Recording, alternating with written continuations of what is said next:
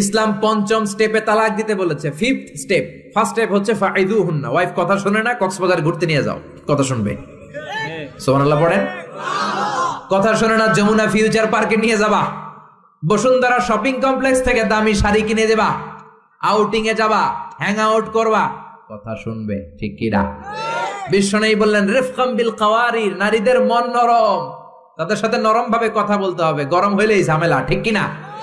তাহলে কথা না শুনলে প্রথমে আল্লাহ বললেন ফাইদুহুন্না, ওয়াজ করো, বেড়াতে নিয়ে যাও, এইটাতেও কাজ হয় না। 2 নম্বরে বললেন ওয়াহজুরুহুন্না ফিল মাদাজে, বিছনা আলাদা করো, তারে এক রুমে ঘুমাতে দাও, তুমি আরেক রুমে ঘুমাবা। এই বিচ্ছেদে হয়তো তার মনের মধ্যে হেদায়েত চলে আসবে, এইটাতেও কাজ হয় না। 3 নাম্বার স্টেপ ওয়াদ্রিবুহুন্না, শাসন করো। অনেকে ওয়াদ্রিবুহুন্নার ব্যাখ্যা করে পিটাও, না, বিশ্বনবী তার একটা বিবিরও পিটায় নাই, ঠিক কি না?